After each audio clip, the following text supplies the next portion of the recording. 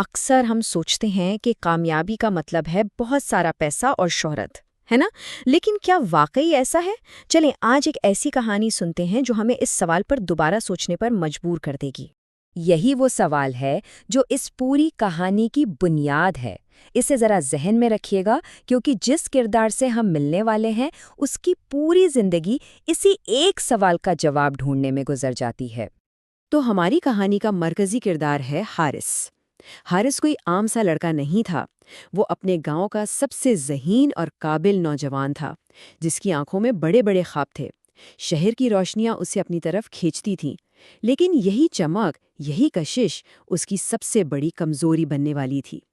تو آپ دیکھ رہے ہیں حارث کے اندر کی کشمکش۔ ایک طرف تو وہ بہت باصلاحیت تھا، کچھ بڑا کرنا چاہتا تھا، لیکن دوسری طرف شہر کی چکا چوند اور دولت کی کشش اسے اپنی طرف کھینچ رہی تھی، اور یہی وہ اندرونی جنگ تھی جس نے اس کی زندگی کا رخ بدلنا تھا۔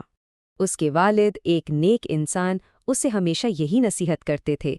یہ الفاظ اس کی زندگی کے لیے ایک قطب نما کی طرح تھے، ایک ایسی سچائی جسے وہ بہت جلد بھولنے والا تھا۔ اور پھر حارث اپنے خوابوں کے پیچھے شہر آ گیا، لیکن جس دولت کی اسے تلاش تھی اس کا راستہ بہت خطرناک تھا، اور اس کی قیمت بہت بھاری تھی۔ شہر آ کر حارث کو پتہ چلا کہ پیسہ کمانے کے آسان راستے بھی ہیں، لیکن وہ ایمانداری کے راستے نہیں تھے۔ شروع میں اس کا ضمیر اور والد کی باتیں اسے رکتی رہیں، اسے لگتا تھا کہ یہ غلط ہے۔ لیکن پھر دل میں وہ ایک چھوٹی سی آواز آتی ہے نا، بس ایک بار کر لو، کیا فرق پڑتا ہے؟ صرف ایک بار غلط کام کر لو، پھر سب ٹھیک ہو جائے گا۔ بس یہی وہ لمحہ تھا جہاں اس کے قدم پہلی بار ڈگمگائے۔ اور اس ایک غلط قدم کے بعد تو جیسے لائن ہی لگ گئی۔ دیکھتے ہی دیکھتے حارث کے پاس سب کچھ آ گیا، پیسے کے ڈھیر، مہنگی ترین گاڑیاں، ایک عالیشان گھر، شہر میں بڑا نام۔ لیکن اس سب کی قیمت کیا تھی؟ اس نے یہ سب کچھ اپنے دل کا سکون بیچ کر خریدا تھا۔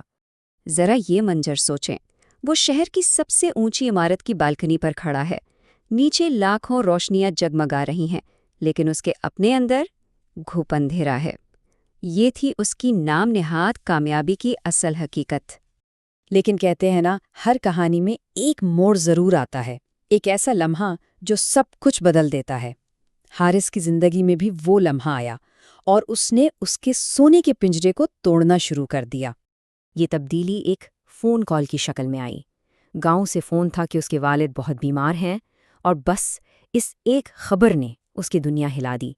ایک لمحے میں اس کی ساری دولت، ساری کامیابی، سب بے معنی ہو گیا۔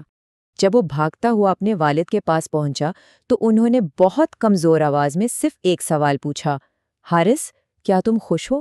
یہ سوال ایک تیر کی طرح اس کے دل میں لگا، جس نے اس کی کامیابی کے ہر دکھاوے کو چیر کے رکھ دیا۔ حارث کے پاس کوئی جواب نہیں تھا، وہ بس خاموش کھڑا رہا، اور پھر اس کی آنکھوں سے آنسو بہنے لگے۔ اس کی خاموشی اور اس کے آنسو ہی اس کا جواب تھے۔ اس لمحے میں اس نے اپنی زندگی کی ساری حقیقت مان لی تھی۔ اور بس یہی وہ لمحہ تھا جہاں سے حارث کی واپسی کا سفر شروع ہوا۔ یہ سفر توبہ کا تھا، اپنی اصل کی طرف لوٹنے کا۔ تو اس نے یہ کیسے کیا؟ آئیے دیکھتے ہیں۔ ایک دن وہ مسجد میں بیٹھا تھا کہ اس کے کانوں میں قرآن کی یہ آیت پڑی، اللہ کی رحمت سے نا امید نہ ہو۔ یہ الفاظ اس کے ٹوٹے ہوئے دل کے لیے مرہم کی طرح تھے، اور اسے پہلی بار امید کی کوئی کرن نظر آئی۔ دیکھیں، سچی توبہ صرف کہنے سے نہیں ہوتی، کرنی پڑتی ہے۔ تو حارث نے عملی قدم اٹھائے۔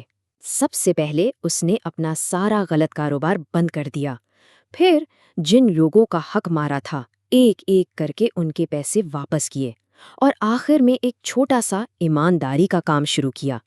بھلے ہی کمائی بہت کم تھی، لیکن وہ حلال تھی۔ ظاہر ہے اس کے پرانے دوستوں نے اس کا خوب مذاق اڑایا، کہنے لگے، پاگل ہو گئے ہو، اتنی دولت کون چھوڑتا ہے؟ لیکن اب حارث کا جواب بالکل مختلف تھا۔ اس نے کہا، میں نے دولت نہیں چھوڑی، میں نے عذاب چھوڑا ہے۔ تو سوال یہ ہے کہ کیا اس نئی زندگی میں حارث کو وہ سکون ملا جس کی اسے اتنی تلاش تھی؟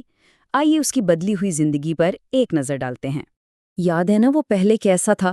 دولت کے پہاڑ پر کھڑا تھا، لیکن اندر سے بالکل خالی، بے چین اور بے سکون۔ اور اب اسے دیکھیں، ایک سادہ سا گھر، معمولی سے کپڑے، لیکن اس کے چہرے پر، اس کے دل میں وہ اطمینان تھا جو کروڑوں روپے بھی اسے نہیں دے سکے تھے۔ آخر کار حارث کو سمجھ آ گیا تھا کہ اصل کامیابی کیا ہے۔ یہ بڑی بڑی عمارتوں یا مہنگی گاڑیوں کا نام نہیں، بلکہ اللہ کی رضا اور دل کے سکون کا نام ہے۔ تو حارث کی کہانی ہمیں کیا سکھاتی ہے؟ یہی کہ توبہ کا دروازہ ہمیشہ کھلا رہتا ہے اور اصل سکون صرف اور صرف اللہ کی اطاعت میں ہے۔ دنیا کی دولت تو ریت کے محل جیسی ہے جو آج نہیں تو کل گر ہی جائے گی۔ تو آخر میں یہ کہانی ہم سب کے لیے ایک سوال چھوڑ جاتی ہے۔ اگر حقیقی سکون پانے کے لیے ہمیں اپنی زندگی سے کچھ چھوڑنا پڑے تو وہ کیا چیز ہوگی؟ اس پر ضرور سوچیے گا۔